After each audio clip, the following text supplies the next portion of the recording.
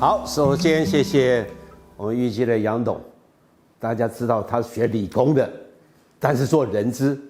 那相对的话，我是学会计的，来跟大家在这边来讲谈公司的治理。那我的年龄70岁了，照理说我可以随心所欲，但是人生来讲70才开始。如果我今天来讲，我能再继续在学东西的话，其实我在告诉大家，我们如果今天做一个领导者，愿意打开心胸，放下身段，引导改变，成就团队了，这公司会继续的发展。那我今天我在讲的话，我今天生逢其时，在我在毕业退伍的时候，刚好碰到台湾的一个经济发展，但是有多少人可以再回复那个时间？我这一生下来的话，我真的感受到我得到很多东西，但我自己拥有的话，在台湾来讲的话，我们一定要想一件事情，我们怎么回馈？所以我在今天来讲，想利用这个机会跟大家分享一下。第一个，我告诉大家，其实才开始，你还可以学很多东西。那受到这个大师的指导的话，我今天再试试看，我们可以跟大家分享什么事情。首先，我跟大家分享一下，就是今天我讲几个段落在这边我再谈到那我讲接下来我想利用这个机会跟大家分享一下。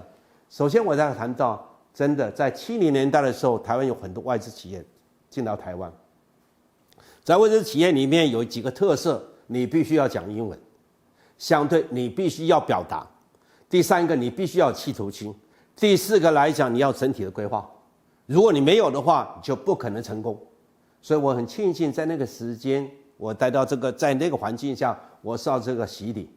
但80年代的时候，台湾经济发展，我又有机会跟一群人比我年长的人带我出来创业。那90年代的时候，我其实来讲的话，我才40刚出头公司已经上市了，我有好几桶金了，但是如果把它卖掉的时候，那我今天我这一生就是吃吃喝喝，那一生有什么价值？我很庆幸，我那时候有刚好转换跑道，在这个所谓的这一个金属制品加工业，他会想到你学会计的，在外商公司做事，又在电子科技又上了市，然后你跑到金属行业，你甚至不会讲台语。真不懂这个技术，你怎么去做？那我一直认为是这样子，就是说，因为不懂，所以来讲的话，我们有更开放的心胸去学更多的东西，我们可以大家跟你学习。第二，因为我不会，所以我在想一件事情，我敢创新，我敢思考，我在想一件事情，人家没想到的东西，我们可以一起想到，我们一起来透过组合来做。所以我一直在想一件事情，我有这个老天给我这个机会。有这个开窍，有在学习的机会，是不是我现在来讲的话，我在40岁的时候可以再出发，可以感召一群精英，我们一起来做大事，这是我在想的一件事情。所以在2000年的时候，很多人认为我48岁创业，你胆子好大。但是我在讲，如果天天我只抱几桶金在那过日子的话，人生有什么意思？所以要跟一群人感召一群人一起来做大事，我觉得那有意义的。相对的来讲的话，就是说我们那个时候在看到2000年的时候 PC 市场走到红海，那但是来讲，我们也看到传统产业就是比较封闭，老板带师傅，师傅带徒弟，那师傅哪一天长大的时候也出去做老板，所以大家都很小。但大家很小的时候，台湾这个传统产业越来越小，但是电子业越来越大。但是电子业如果没有传产业的支持来讲，台湾的整个经济就差一根螺丝钉都没有用。所以我们在想一件事情，我怎么样利用外商的学习的机会，在电子科技的开创这个市场的机会，我们去不去带领一群人，我们可不可以走到国际的市场去敲国际大客户的门？大客户来讲门槛很高，但是我们认为我们转换一个角度，想想看，我们可以帮客户解决问题，而不是用第一年的 Me Too 的方式来去拼价格。那我很庆幸那个时候没有太多人在做，在这一块来做，所以我一路顺遂。2000年到2005年，我除了在台湾成立工厂，到无锡，到西安，我一直在想一件事情。人家是在讲，你的公司源那么少，你为什么要做那么多事情？我还是在讲，如果你要盖大楼，早点去打桩，而不是从做的小小的再去打掉重来。那我这个是很重要一个概念。其实我在讲，我们要做一个永续，我们要带着团队继续在成长。所以来讲，我们要持续的要去把它做好做大。你不做好做大的时候来讲，你同事怎么去接手？所以，但是当公司慢慢稳下来的时候，2005年到2008年的时候，我们公司持续交出亮丽的成绩单。当相对的，我们有更多的人才进来，相对的，我们有更多的客户进来，我们有更多的挑战进来。当你有人才来的时候，慢慢很多事情就浮现出了，包括企业的文化，包括策略，包括组织，包括人才。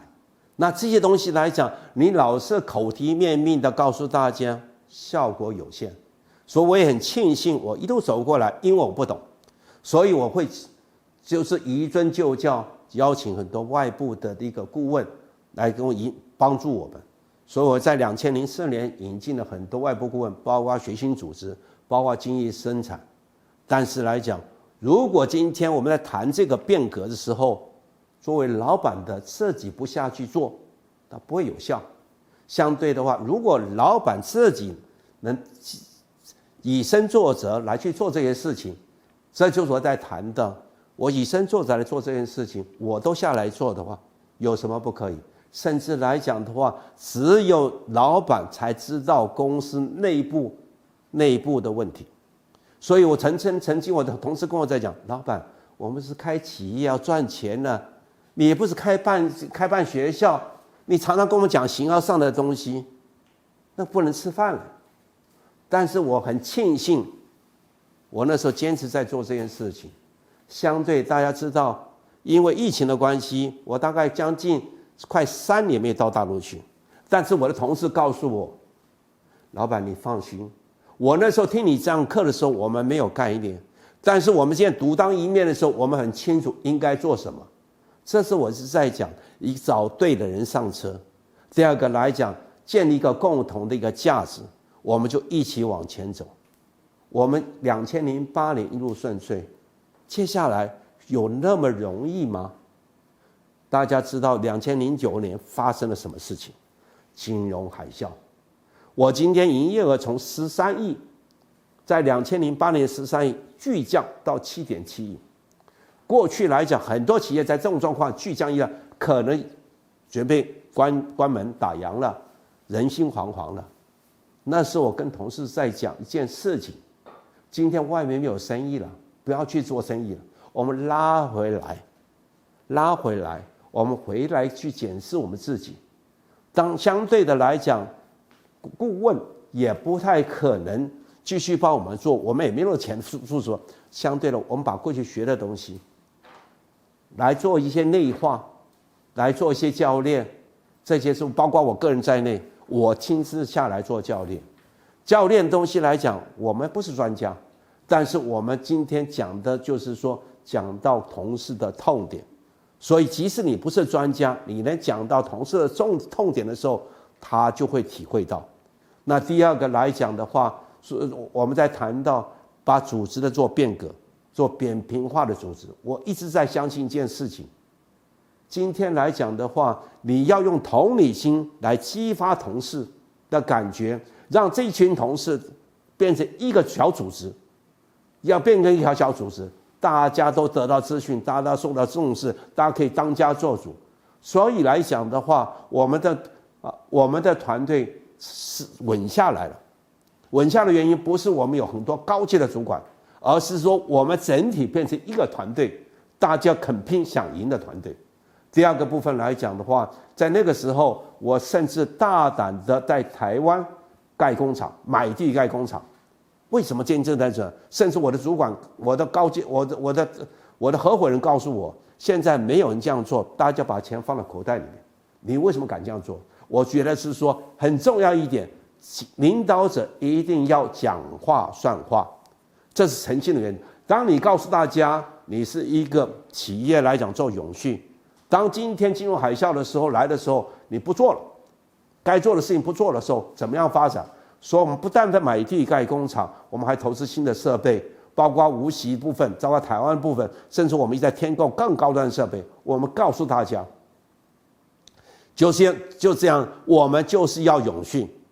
我常常在谈一件事情，如果作为一个经营者，你没有长期的一个规划策略地图，你就不可能在关键时候做决定。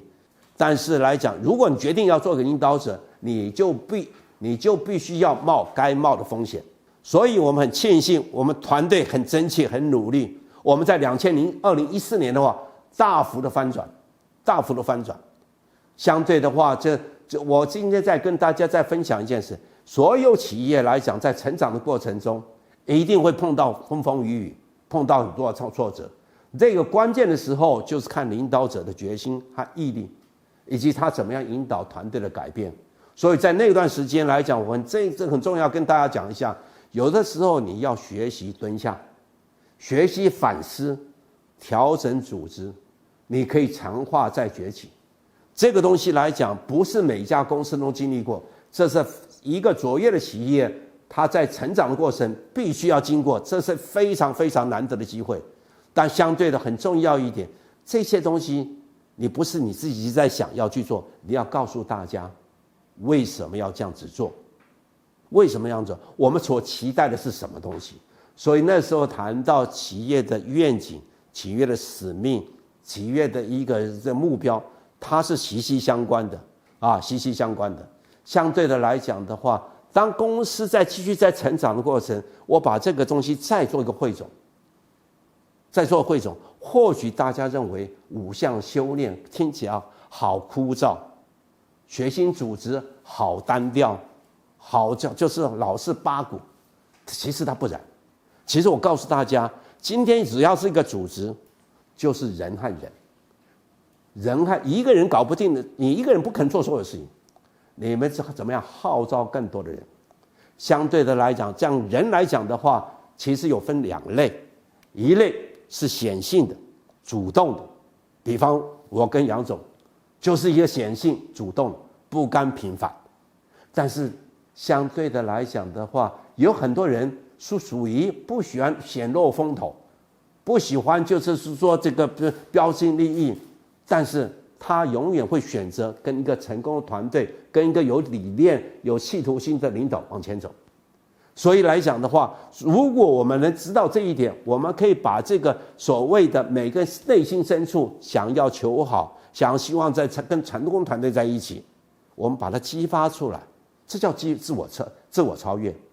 第二个来讲的话，每个人看事情可能从不同角度去看一些事情，就会谈到心智的一种模式，并不是他不相信你或反对你，其实看的角度不一样。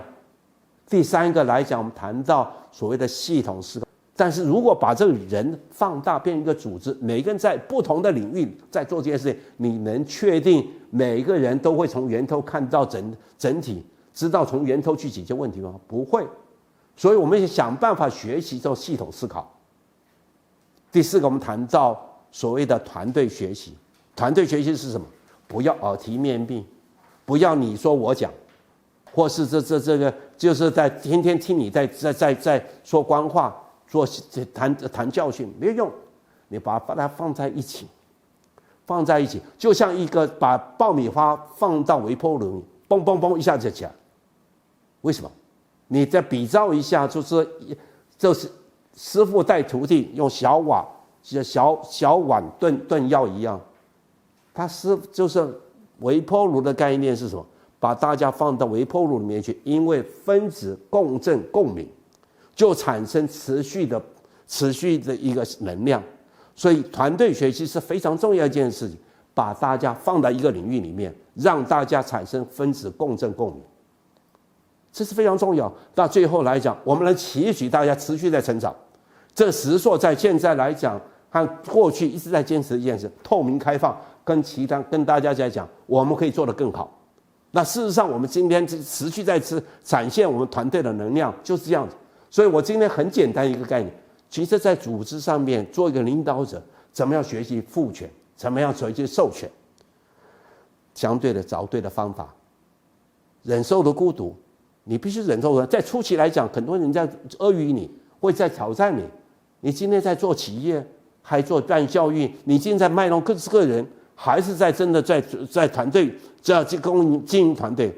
所以做领导者来讲，必须要有耐心，找对方法，忍受孤独，同时要持之以恒，坚持到底。所谓什么叫单兵入列？就是你把自己站在外面，你对所有人讲话，你确定大家听见了吗？你确定大家想听吗？你确定大家听进去了吗？但是如果你把组织变扁平化的话，相对的来讲的话，你今天来讲扁平化的话，第一个资讯的透通，第二个来讲每人都透过赋权，第三个来讲因为资讯透通，每个人赋权，相对的话，他跟客户去接轨更快速、更迅速、更敏捷，相对你可以全心做决定。那透过这样的关系来讲呢，你的组织的力量可以持续在成长。但是大家可以看一下左手边这个图面，叫单兵入列。一个企业最头痛的就是说，最关键也是最头痛，要找高阶的领导者。但高阶领导者要训练多少时间？有多少人可以转换成高阶领导者？相对的，如果你看右手边这个东西的话，大家就很清楚，把组织扁平化，这就是就是等于是呼应稻盛和夫在谈的一件事情啊，阿米巴的概念。只是说事实上在之前，在2008年在推动这件事情，其实还是回到一个心智模式、自我超越的概念。那实说来讲的话，有别于一般的所谓传产业，一般传产业都比较 humble， 都比较务实。比较务实，他不会去想思考怎么样去到国际市场去找客户。那实说一直在这样的，在这一块来讲，我还是回到电子科技产业的发展，我经历过。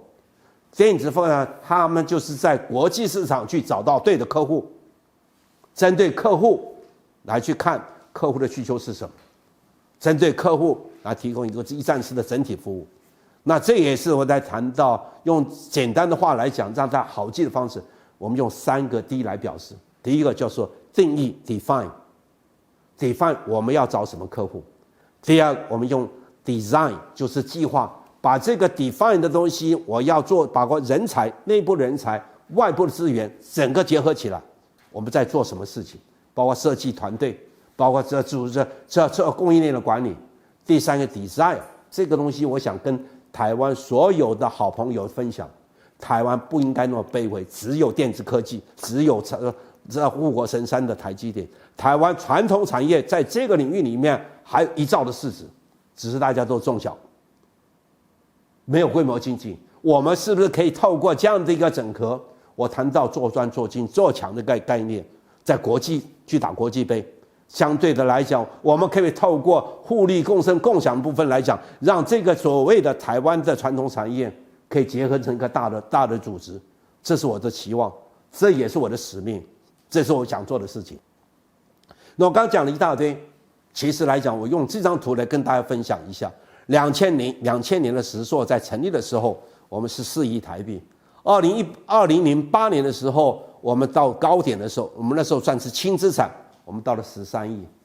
2009年的时候，金融海啸进来，我们根基不稳，哪可能一路顺遂？这是不可能的事情。所以我们拦腰胆战，变成所谓的7.7亿。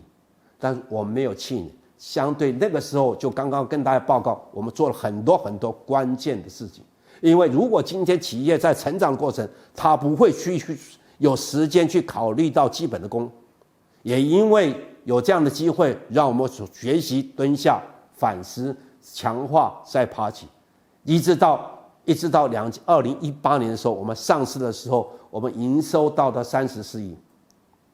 相对的来讲的话，我们一路顺遂。去年2021年的时候，我们营收超过了40亿，变成43亿。如果用43亿的2021年的数字对照2009年的数字，我们成长的速度比例来讲553%。那我很庆幸，说实在很庆幸，我在2009年到2014年那是关键期，对我人生是一个很大的考验，但是我很珍惜，也利用这个机会跟大家分享一下。相对的话，就是说，为什么要上市？上市当然有好处，资金啊、人才啊、品牌效应。但是我常常跟同事在讲，上市的真正才是一个开始的挑战。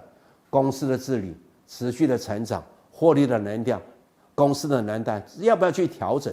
要不要去调整？相对来讲，当他有钱的时候，我们有变的是什么？不变的是什么？我回归到我在之前那公司的时候，40岁的创业成功，然后拿几桶金。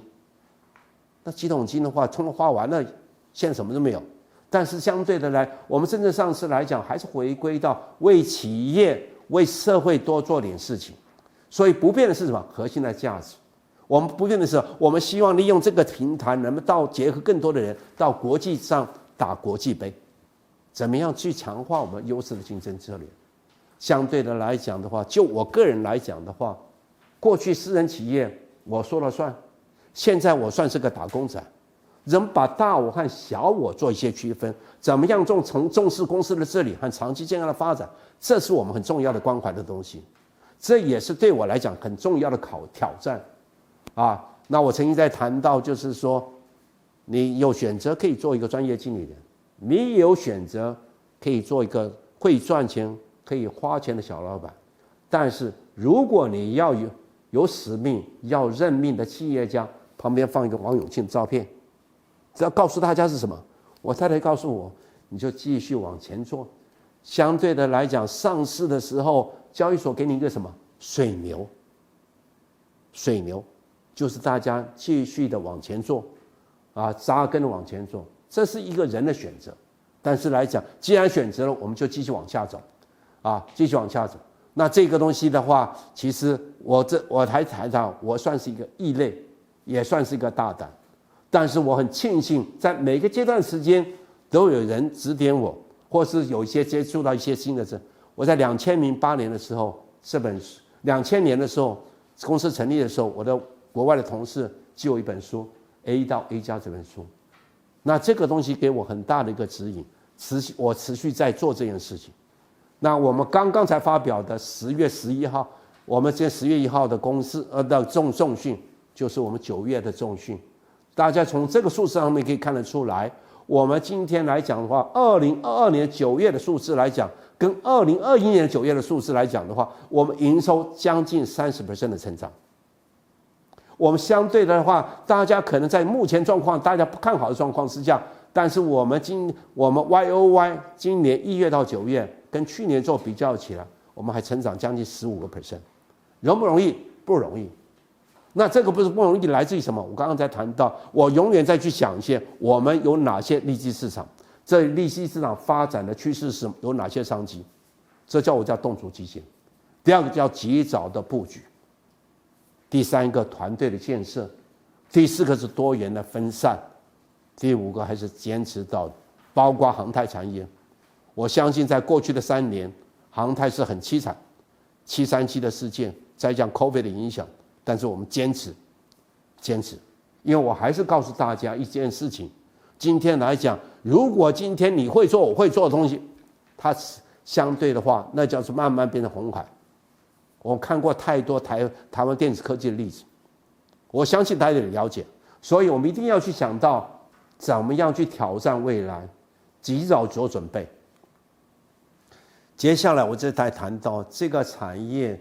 台湾金属产业其实还有1兆的市值，为什么属于中小？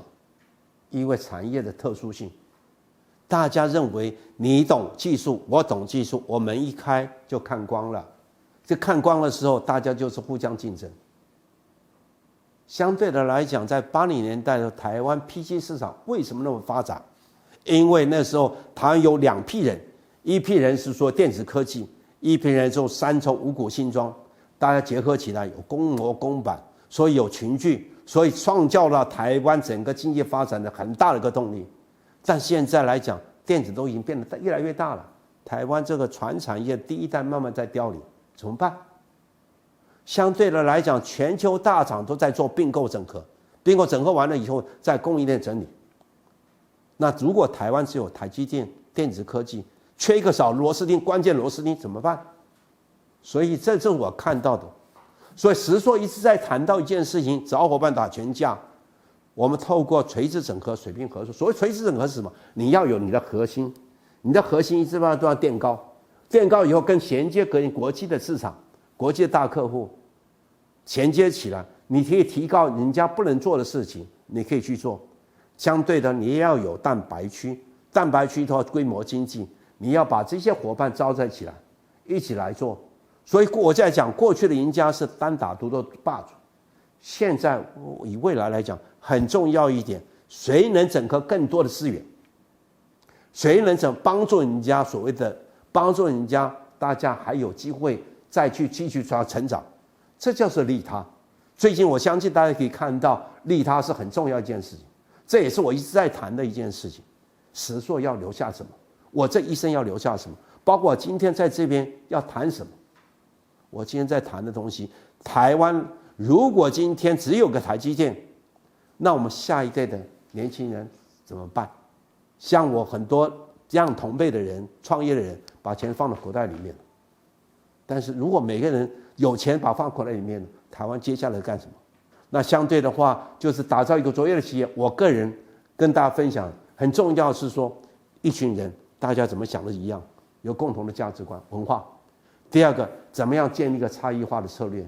第三个，怎么样把组织变扁平，让每个人都有授权，每个人都可以觉得他有一个很大的空间增长。第四个，人才，人才来讲，你要怎么样看到每一个人的身上的长处，但是你怎么样多元，很重要，多元专精。你要从他的角度，他身上哪些东西是为公司是有用的。相对的，我也在跟大家讲，怎么样把这个产业变成在国际上立成一个标杆。最后很重要的永续，永续在这个产业是非常重要。我们在传统产业谈到 ESG， 谈到数位转型很难呢，但是我能不能来做这件事情，来搭配起来，帮着大家，我们有一个平台，大家一起来做。所以我们在谈到所谓的连接国际，石硕的公司来讲的话，我们在全球的汽车产业、全球的工业产品产业，包括半导体，包括 oil and gas， 包括脚踏车。石硕的在航太产业，天上飞的787的飞机，单走道737的飞机，320飞都有石硕的产品。这连接国际，连接未来，就是包括 ESG、数位转型，我们拉着这些中小企业的伙伴，我们一起来帮助他们，我们来一起连接未来，这才是公司的永续很重要部分。那最后我再这样来讲。我这一生留下什么？说实在，当你今天有钱的时候，后面加个0，你不会有太多的感觉。但是来讲，我们怎么样把这个钱发到刀口上，让这个团队继续得到更多的资源，持续在成长，这是非常重要。大家可以看到，为什么我在谈这件事情？大家可以看到这一期的我每个月都在写文章，这一期对169期的文章。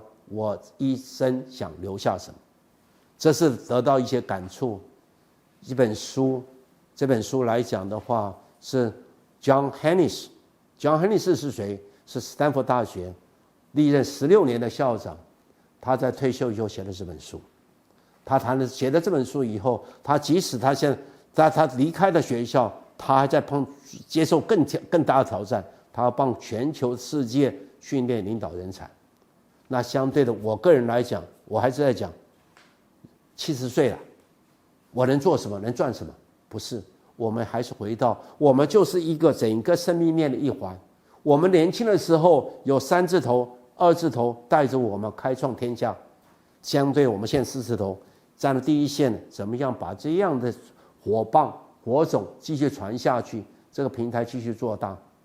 那相对的话，在继续做大的时候，我还是在讲。如果我们今天告诉大家我很能干的，那同时不会成长。今天我也在这边跟大家在讲，我能不能改变？所以我相信来讲，我今天告诉大家一件事情很重要一点：人生70才开始。接下来，你即使70才开始，今天来讲，你要留下什么？为这块土地能贡献什么？好，谢谢。